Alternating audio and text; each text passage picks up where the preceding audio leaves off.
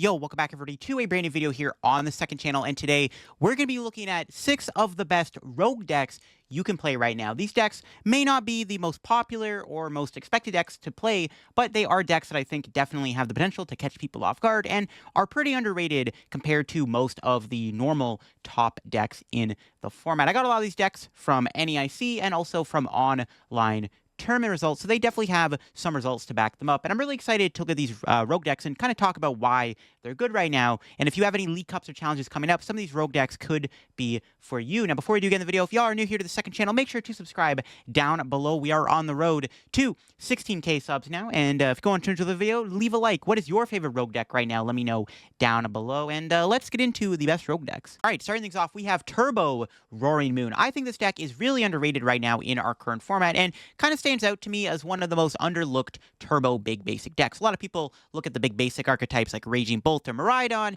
and gravitate towards those, but I do think Moon does have a lot of advantages. For starters, Roaring Moon is built around dark Pokemon, which is nice. Obviously, Gardevoir is a really good deck right now, and being able to have some dark coverage against Gardevoir is really nice, but Moon also allows you to just knock out anything in the active spot, which is what gives the deck a lot of power. Moon has the ability to just announce Frenzy Gouging and knock out whatever is in the active spot, giving you an advantage against other big turbo decks because you can sometimes take the first knockout and then you can gouge a couple of times. The deck also has the ability to abuse Radiant Greninja as an attacker. This is the highlight of the deck, in my opinion. Due to the deck playing the 4 copies of Energy Switch, the 3 Water Energy, the Pokestops, you're able to really dig through your deck and find Water Energy, and what you can do is you can Sada and attach Water Energy into play, and then you can use Energy Switch to move the energy onto your Radiant Greninja to attack with it. If your opponent isn't benching Manaphy or they don't think you're playing Manaphy, you can catch a lot of players off guard. Even if they have a Manaphy down, you can use Prime Catcher and Canceling Clone, and like I said, with all the draw power you have with the support of Greninja, Pokestop, Sada, you're able to really combo together a Greninja play out of nowhere. Also, getting the power of Darkrai V-Star is another thing that I really do like about this deck. Darkrai V-Star is a great option in the deck. Not only can you use it as an attacker that's a bit more bulkier than Moon in some situations, but its V-Star power lets you reuse your items, meaning you can use multiple Dark Patches, you can use Energy Switch, you can even get back your Prime Catcher and use it twice in a game, which is one of the things that makes Darkrai V-Star such a good addition. Having extra ancient attackers like Fluttermane and the Baby Roaring Moon are really nice too. We aren't playing a whole lot of ancient cards, so Baby Moon isn't really going to be hitting like insanely high numbers, but as a one-prize attacker, it can be a nice little aggressive beat stick. It's good into Gardevoir, and having the access to Fluttermane can also be really good. I think this deck is really underrated right now, and I highly recommend trying it out because I think there are a lot of really strong plays you can make, and I think it has a good matchup into a lot of decks due to Frenzy Gouging being able to KO whatever is in the active spot. We have the best turbo decks, and I think there is a lot of value in Gouging Fire. With its attack doing 260 damage, it can do a lot of damage, taking big knockouts. You have a lot of energy acceleration in the deck with not only Sada's Vitality, but you also have the Stadium card Magma Basin. One of the cool additions in the deck is Munkidori, which a lot of the Gouging Fire lists are starting to incorporate. Munkidori can heal off the damage from the Magma Basin. It allows you to apply more pressure and can be really good into stuff like Dragapult. This build here of Gouging Fire Moon is something that I did a video on recently on my main channel. There are other builds of Gouging Fire that I've seen recently that are not playing the Roaring Moon, but the Roaring Moon definitely can add a lot of value in the deck because it does give you the ability to do even more stuff in the form of taking insta KOs. Having a dark attacker can be really nice too, and you already have the dark energy in the deck with the Munkidori, so you naturally have good synergy. There's other good fire Pokemon that Turbo Gouging Fire can play. Entei V is a great option because it's a little bit more easier to build up as it only needs 2 energy, which you can accomplish pretty easily with Magma Basin, but you can also use Entei as an early game attacker while you kind of work towards building up your discard pile with fire energy for your Gouging Fire. Entei can also use Forest Seal Stone, which helps your consistency. Another sneaky card can be the Delphox V, which can take some big KOs out of nowhere. You can use Delphox to knock out 2 Pokemon at once with its attack that can do 120 damage and 120 damage to a Pokemon on the bench. Delphox can really swing at the prize trade and can sometimes knock out resources super easily if your opponent does not expect the Delphox in the deck. You can build Delphox up with Energy Switch and Magma Basin pretty easily, and it definitely can be a bit of a threat if you can pull it off. Gouging Fire does have a lot of options, and you can definitely toy around with how you want to build your Gouging Fire deck, whether or not you want to play the Moon or the Munkidori, or whether or not you just want to stick to solely Fire Pokemon. There's also the option to play Iron Valiant EX within Gouging Fire, which I've seen, so there are quite a few ways to play Gouging Fire, so I definitely would recommend trying out which Gouging Fire build you like most and which one suits you the best, because I think there are a few different options on how you can build and play the Gouging Fire deck. But Gouging Fire is underrated because how strong it is, and it does so much damage, and definitely feels like an underrated rogue deck. Next up, we have Arceus V-Star. Now, Arceus V-Star has fallen off quite a bit since the Temporal Forces format, mainly because it got a lot of bad matchups with Lugia and Raging Bolt. But this Arc Control deck, as I like to call it, or just kind of Arc Disruption, seems like it's a really cool play right now. It's got a few top 8s in online tournaments, and I think Makani Tran popularized the idea of this deck, but there's definitely a lot of really cool things you can do with it. For starters, you are just an Arceus V-Star deck, so you are just playing the Arc. You're not really playing any other big V Pokemon. There's no Giratina. There's nothing like that in the deck. It's just mostly Arceus with a few EXs that can support you, like the Cornerstone Ogerpon. Cornerstone Ogerpon is a really annoying card, as a lot of decks sometimes literally can't win the game when Ogerpon is on the board, especially a deck like Charizard, which really struggles against Cornerstone Ogerpon, giving the deck a better time into something like Zard. Having the Blood Moon Ursa Luna gives you a nice big late-game attacker that you don't really need to Arceus V-Star to build up. You can just bench it and attach energy and swing out of nowhere. The deck does get to use the Bibarel engine, which is really nice, being able to use Bibarel to cycle through your deck to chain the annoying disruption cards like the Judge, and especially the double Eerie can be very good. Eerie is really nice to limit resources if you're playing against like Charizard, Dragapult, or Shempao. You can remove rare candies, retrievals, super rods, all that stuff. The triple jamming tower also comes up quite a bit against stuff like Gardevoir. It can be very annoying for Gardevoir to deal with a jamming tower down, which can stop him from using TM Evo. Spiritomb is really good right now, as Rotom is a very popular card in Charizard, Dragapult, and in the control archetypes, which comes up. And even the Radiant Serena pulls its weight in here because it allows you to heal your Pokemon around Dragapult EX, making this deck a fairly strong anti-meta deck. It doesn't have the greatest matchups, as if you're expecting a lot more Lugia and a lot more Raging Bolt, I would maybe consider staying away from this deck, because those are obviously matchups that are a little bit more trickier. Not unwinnable, but they are difficult. But if you're expecting more Zard, Gardevoir, Control, Dragapult, this deck could be the play for your locals. It's pretty straightforward with what it's trying to do with all the options, and there are things you could maybe add to the deck to make it even better. The Legacy Energy is a really interesting ace spec that I've been seeing in the deck. Some Arc lists will usually play Prime Catcher, Max Belt, or the old Arc Control deck was playing Hero's Cape as the ace spec, where this one is opting for the Legacy Energy, which could be another interesting ace spec to try out in the deck. But if you want to play Arc again, if you're somebody who loves playing Arc, definitely give this deck a try.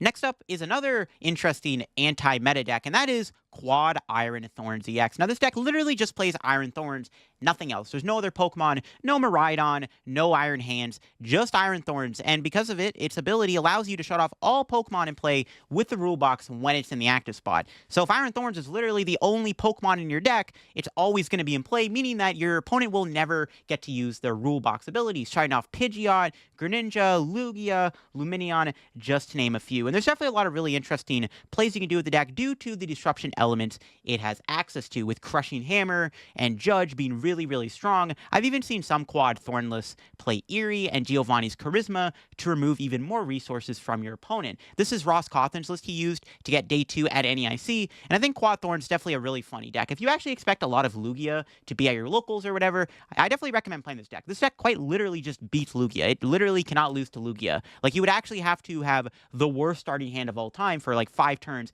to lose to Lugia, and because of that, this deck just beats Lugia super easily.